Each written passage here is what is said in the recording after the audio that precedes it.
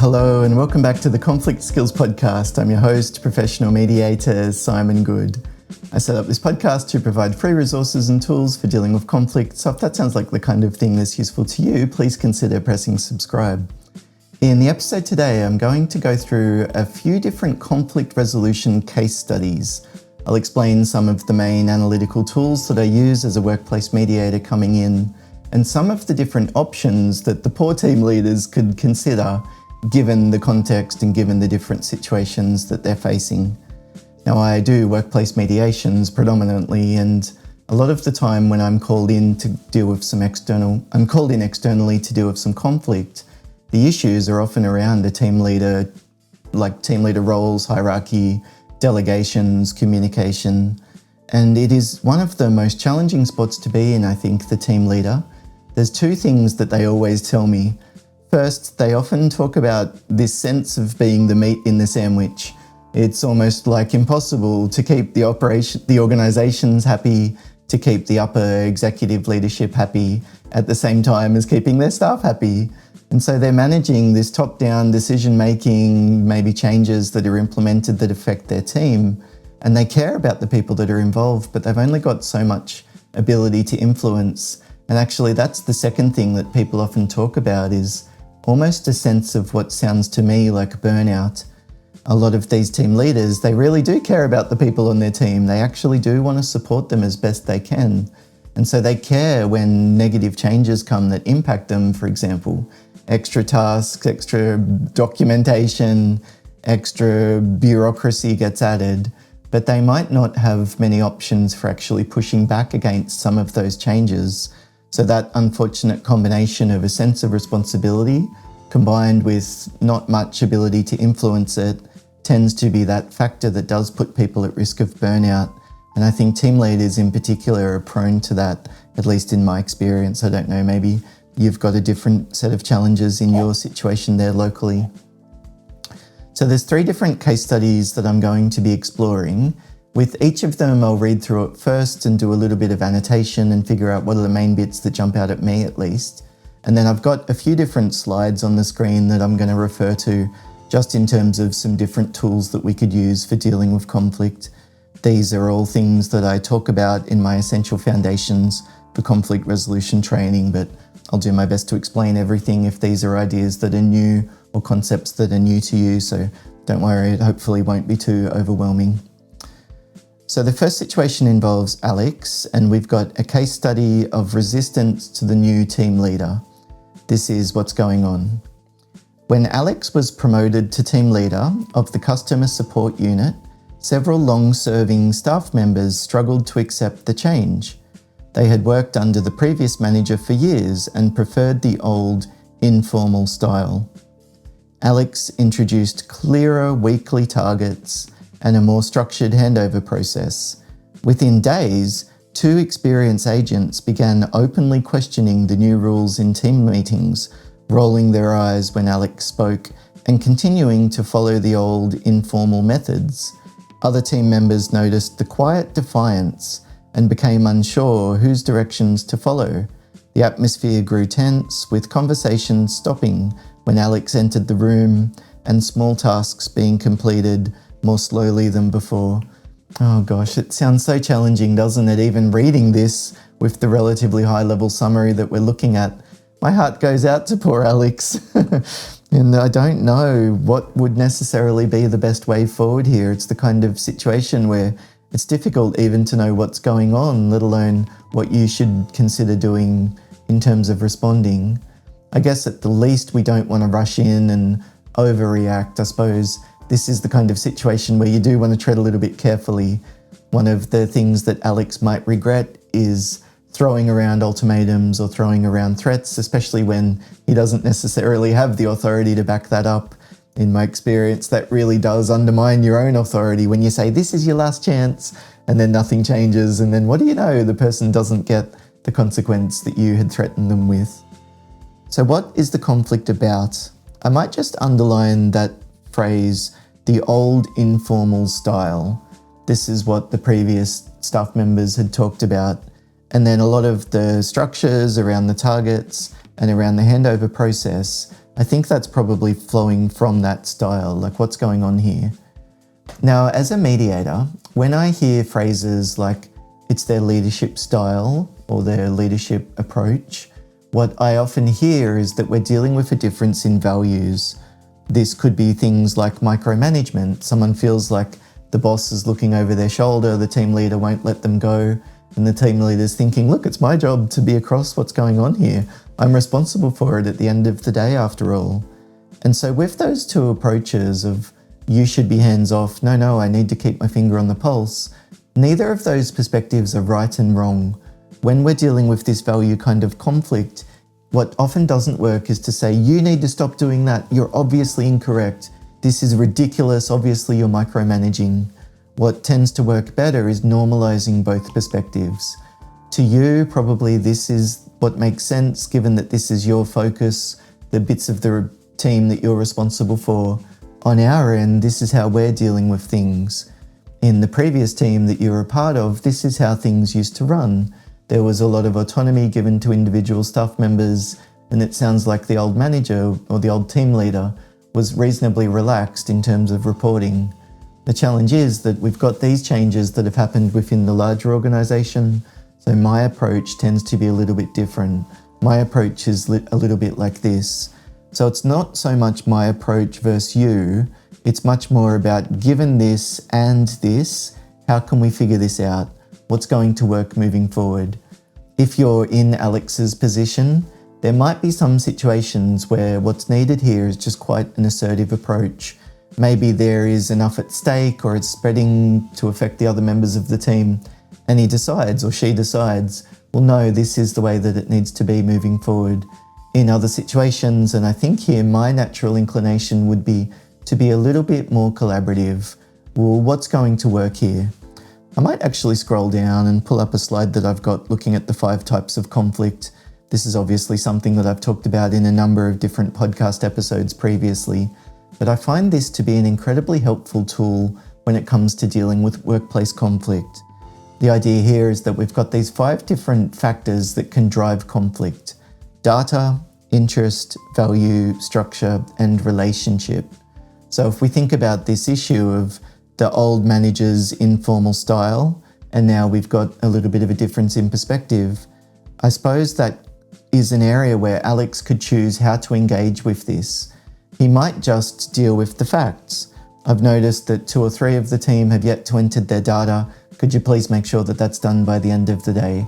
So these are the expectations, this is what's required. We're kind of going back and saying this is the bottom line in terms of what you've been asked to do, or what the instructions are, or the minimum outcomes that I'm looking at, or something similar. Alex could change that. He might give them a little bit more time. He might offer them some clarity in terms of the reasons for the change. But if we're dealing with the conflict just in terms of the data, we're really drilling down to the stuff about the facts. What's actually happened here? Or he could deal with this in terms of the interest. If you'll at least do this thing that I've asked you to do, then I'll do this for you. If you, then I. He could just do that as a simple kind of trading, like compromise. Or maybe there's a situation here where like it is enough at stake where it makes sense to sit down and have some meetings with those members of the team and saying to them, guys, look, this is really important. It's not something that's flexible. There's not something that I can agree to in terms of the old system, but I would like to hear from the 2 of you about what is it regarding the new system that you're finding particularly challenging. Maybe there are some tweaks or changes that are needed in terms of either that process or, broadly speaking, how this work is done within the team. For example, he might collaborate and say with them, okay, fair enough, like you're out in the field, you don't have internet access or you don't have a laptop in front of you. Let's maybe change the structure so that you take the old informal notes on the day, but then at the end of the week, we schedule some time for sitting down with the rest of the team, and that's where you'll do your data entry. So it's kind of a win-win. I'm not expecting you to do it out in the field, but at least it means that I'm going to get that data or whatever the actual behavior is that I was looking for from them. Or we could talk about the values. Like this might seem a bit like I'm micromanaging, or this might seem a bit like you're not getting any freedom or something. I get where you're coming from. These are my reasons. What's your perspective on this? What's going to work for you moving forward? We could just deal with the structure. That might be about reminding them about the tasks that are due, or changing the way that you're reporting on that, like calling them every morning and just seeing if there's any curly questions that they've got or any challenging bits of the data entry before they get going, because you want to give them some support. But that also means that you're getting a daily update as to where things are up to. So maybe we could change the structure, or we could deal with the conflict in terms of the relationship. Maybe talking to the two staff and saying, look guys, this doesn't seem like you. Previously, when we've worked together and we're all at the same level, I really enjoyed the fact that we were so collaborative. We looked after each other's backs. I wonder what's happened now. Is something different? Are you feeling like maybe I've done something wrong that's upset you? Maybe I've overstepped the mark in terms of some of the decisions that I've made or communication that's happened. Kind of like, can you help me understand where you're coming from here? Now, this is the kind of situation where we might need to prepare to be dumped on. If Alex is the new team leader and he has overstepped the mark, or she has overstepped the mark, well, it's possible then that they're going to get a bit of a mouthful in return, like, you shouldn't have done this, or this was really ridiculous, or I'm still upset about this other thing that happened. So in terms of that relationship layer, we could also think about things like letting people have a vent, offering an apology, clarifying your intentions for something that happened. All of these could be things that help shift the conversation forward. So Alex could choose, do you just want to deal with this in terms of the data, clarify the expectations, talk about the facts? Do you want to deal with this in terms of interest? What can you threaten them with? What can you reward them with? What can they give you back in return? What would a compromise look like? Or you could think about values. This might seem over the top to you, but this is the reason why I'm taking this approach. Obviously, you've got a different perspective and a different way of working that works for you. Let's organise a time to talk it through. Or maybe it's changing the structure, or something in terms of the relationship, like offering an apology or something similar. There's a number of different ways that Alex could go dealing with that particular issue, isn't there? So if we continue, within days, two experienced agents began openly questioning the new rules in team meetings, rolling their eyes when Alex spoke and continuing to follow the old informal methods. If this is the kind of situation where Alex feels that he needs to be assertive, then I suppose he might consider, what are the specific behaviours that they're doing? Like when he says openly questioning the new rules, what was it about the phrasing that they used that was over the top? Or how could you describe the eye roll in a way that they understand what you're talking about? Because if Alex comes to them and says, look, you guys have just got such a negative attitude at the moment, I'm so sick of it, well, it just gives them room for defensiveness. Easy for you to say, mate, you're not the one that's blah, blah, blah, blah, blah. Whereas if he's more specific about what they're actually doing, like, if you've got concerns about instructions that I'm giving other staff, could you please come and talk to me about that privately? So if he decides to be assertive, focusing on the specific behaviours will be much more helpful than generic black and white labels that we paint either of the people that we're dealing with, especially if they are long-standing staff. I think there's a real risk of burning your bridges if you come at these kind of issues over the top initially, and then I think a lot of the time you actually lose the respect of the team that you're working with. Let's look at the second situation though. Here we've got a case study where the team leader is involved, but they are literally the meat in the sandwich. Here they're mediating a team dispute. Okay, so here's the scenario. In her first month as team leader of a marketing group, Priya was pulled into a heated disagreement between two content writers, Jordan and Sam. Jordan accused Sam of taking credit for shared ideas in client presentations. Sam claimed Jordan was overly controlling and dismissed any feedback. The argument spilled into the open plan office with raised voices and sharp comments that left the rest of the team uncomfortable. Priya, still establishing her authority, found both writers looking to her for support while continuing to criticise each other. Work on a key campaign slowed as the two refused to collaborate and other staff began avoiding joint projects that involved either of them. Oh goodness, this is the kind of situation where you can just imagine the tension, the way that the culture and the way that the vibe in the office must be affected. Or if it's not office, then it's, the online chat sessions or something similar. So let's go through and figure out what are some of the key elements that jump out, at least to me, and you might have a think about, well, where would you begin if you were in this kind of a situation as the team leader? So it's a first month, very, very early on in the sort of team lifestyle that you might think about. We've got a marketing group. Priya was pulled into a heated disagreement between two content writers. So I'm just going to circle that word pulled. I wonder how Priya did become involved, like how that played out. In my experience, when you're in the accidental mediator role, one of the things that's quite important is impartiality. Like Priya probably wants Sam and Jordan to know that she's not taking sides. At the same time, Priya probably wants to give the people the sense that she gets where they're coming from.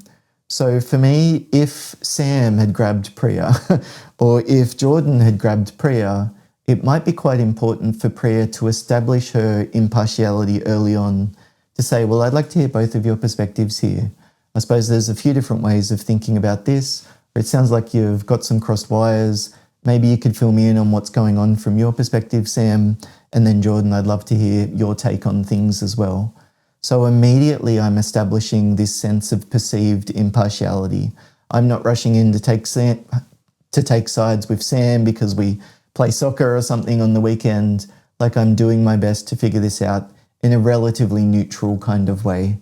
For me personally, I prefer impartial rather than neutral, because I often do influence the situation even when I'm literally called in as a mediator. So I don't think neutral is actually very true, but I do try and remain impartial. So Priya was pulled in. There might be some things that Priya should manage, especially if Priya has a better relationship with one or the other of them. Jordan accused Sam of taking credit for shared ideas in client presentations. So there again, we've got this label, you've been taking credit. This is the way that we're perceiving your behavior. But there's a behavior underneath it. Like, what did Sam do? Did Sam phrase things in a way that implied that Sam did the majority of the work? Did Sam meet with the client and spend some time schmoozing before Jordan arrived? And so Jordan felt like that was a little bit of a betrayal. Like, in what way did Sam take credit? Now, if I was Priya, I might begin by that. Jordan, when you say that you felt like Sam was hogging the spotlight or whatever, what did he do? What was it that he did that led to you feeling that way? Now, obviously, that's a very complicated question, and there's a lot of room for reflection in that. Like, how come that's the way that you're perceiving it? Why is that the view that you've reached? How else would somebody who's a bit removed from the situation view Sam's behaviour? Would it be exactly the same as you, or is there a little bit of room for subjective perspective going on here? So probably there's a bit of drilling down that could be done here.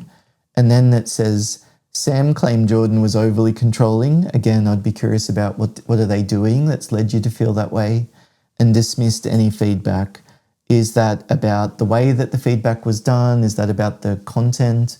Is that about hierarchy? And Sam feels like because Jordan's on the same level as him that Jordan should bugger off and let him do his own work. Like, what's actually going on here? It says, the argument spilled into the open plan office with raised voices and sharp comments. For me, as a team leader, as a manager, I often jump in reasonably early when this kind of stuff is happening publicly. It depends on the rest of the team and what's the context, of course, but it's probably not going to be a very effective thing for the rest of the team to have all of this drama unfolding. But I also think that having an audience, having this gathering of onlookers inherently charges up the conversation that we're dealing with more pressure. You know, we're worried about how other people perceive us, our reputation, looking silly. And you might be surprised at the lengths that people will go to avoid being humiliated. Like, we really don't like it. So if our goal was to help Sam and Jordan to have this conversation in a productive way, doing it somewhere privately would be better. And I might step in and say, can I ask the two of you to please go over there to have this conversation?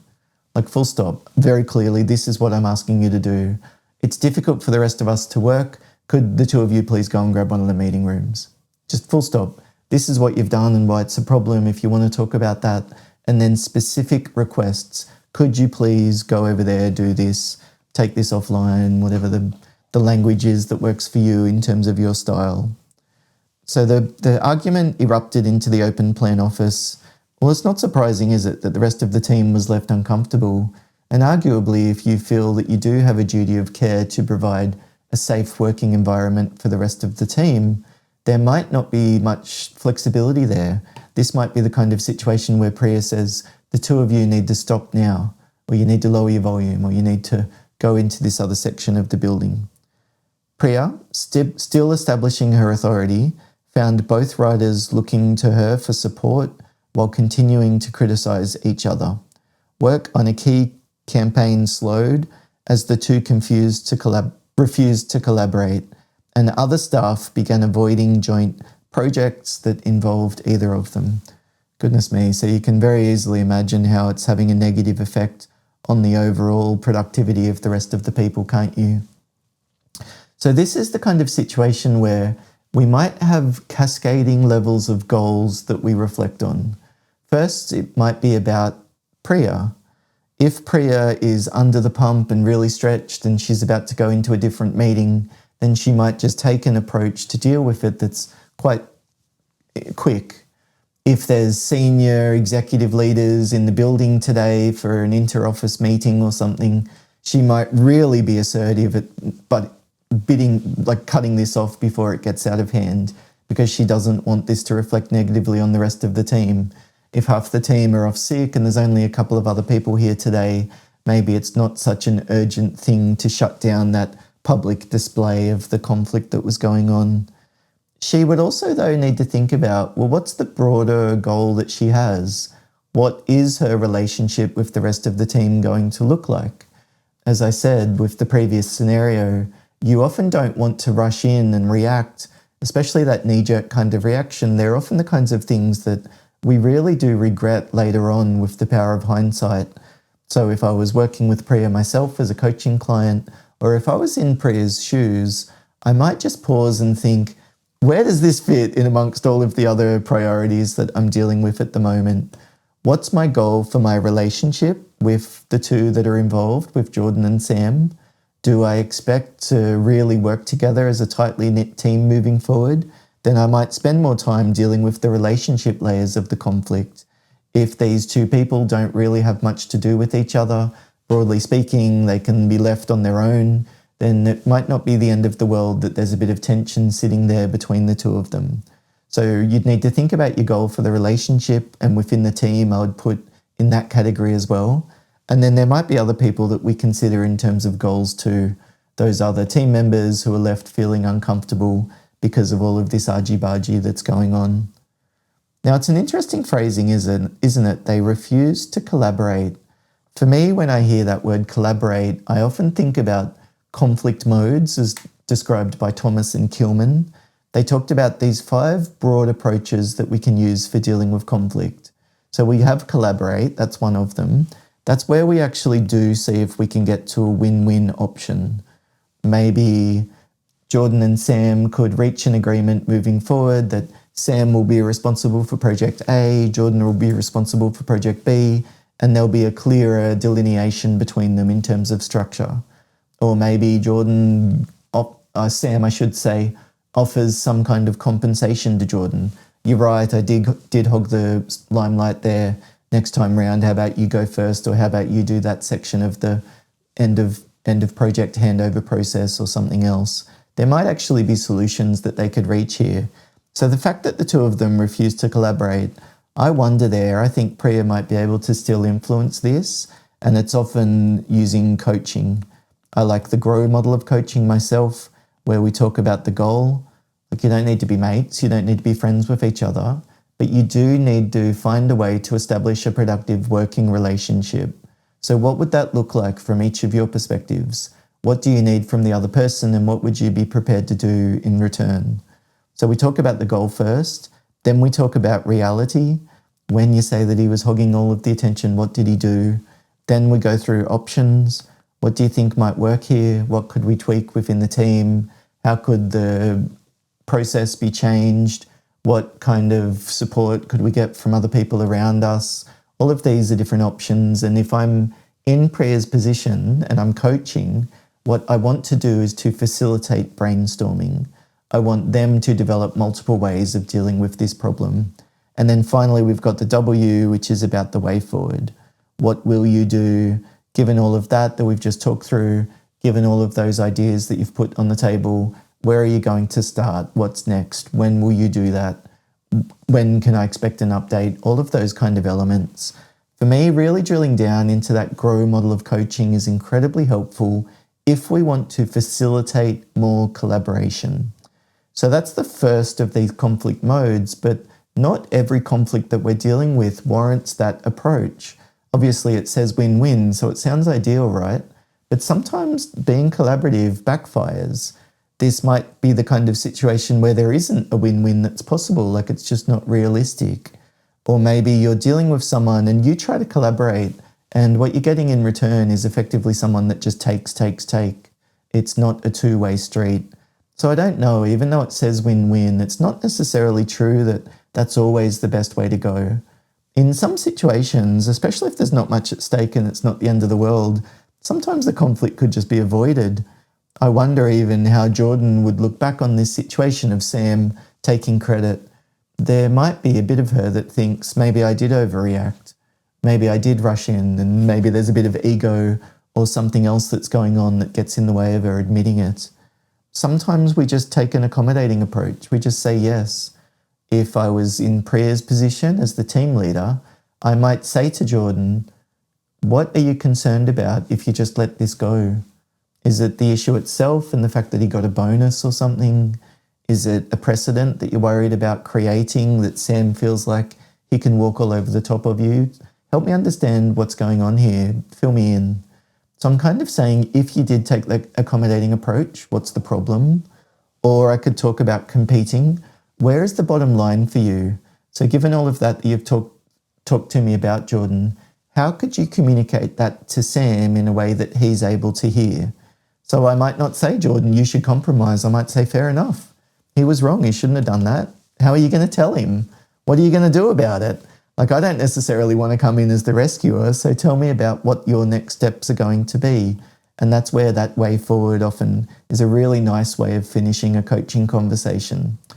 The final obvious conflict mode that we've got as an option here, though, is compromise. If there's no win-win that's possible, or you don't have time, you're under the pump and there's a bit of a rush, maybe just splitting the difference makes sense. Priya, again, could talk to them both about, guys, what would a middle ground look like here?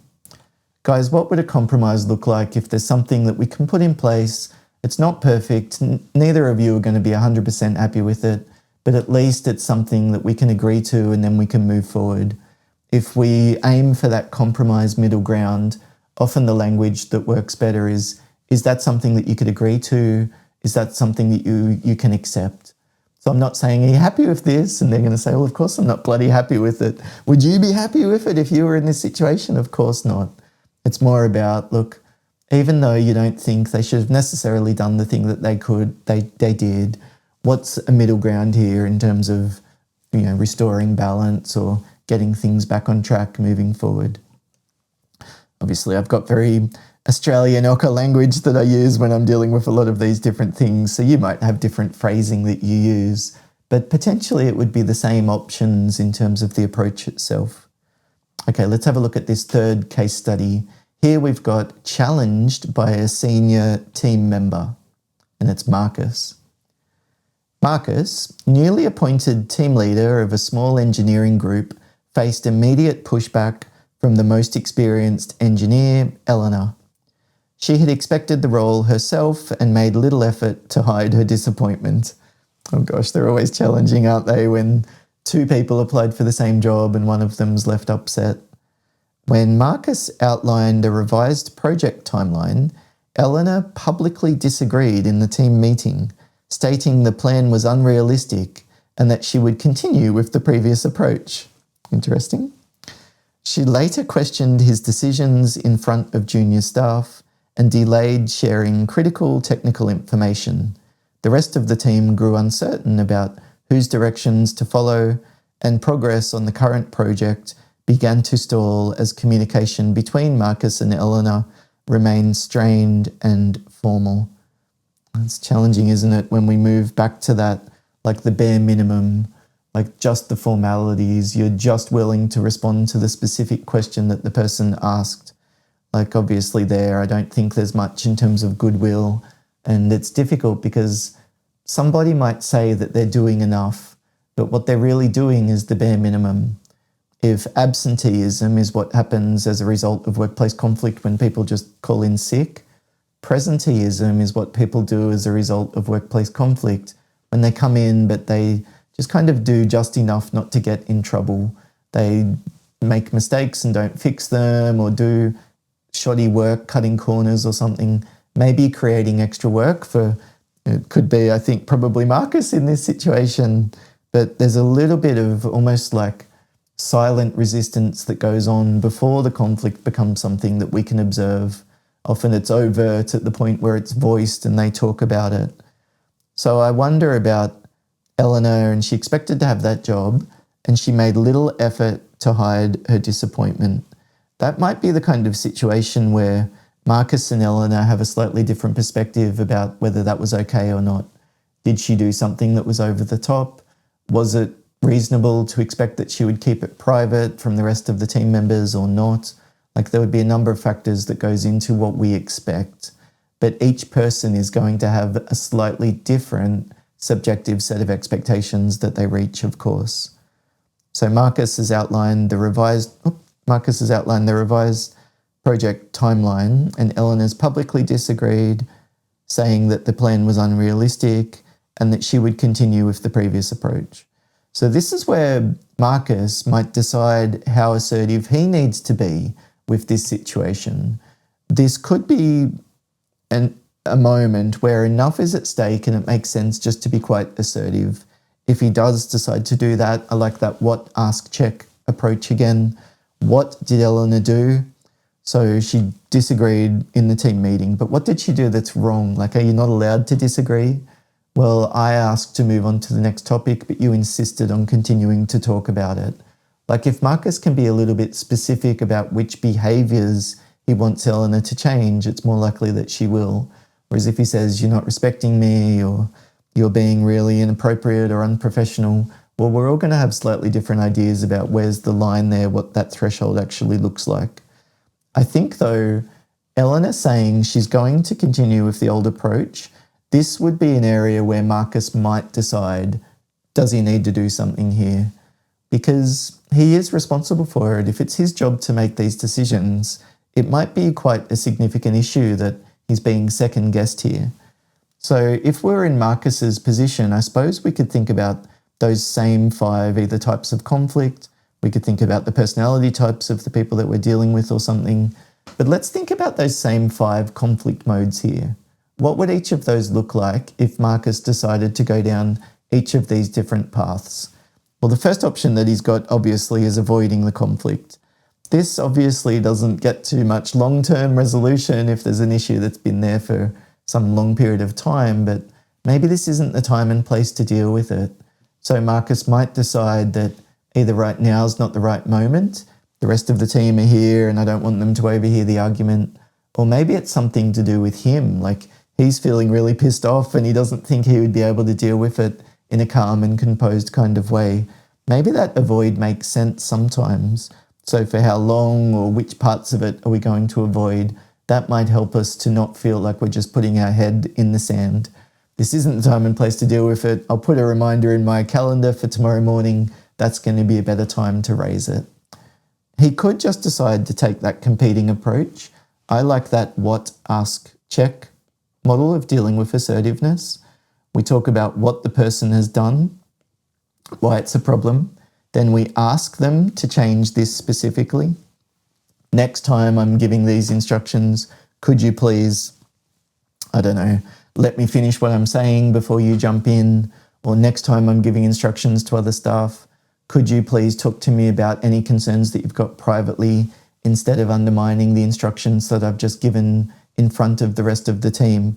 Like what specifically did they do and what would he like her to do differently?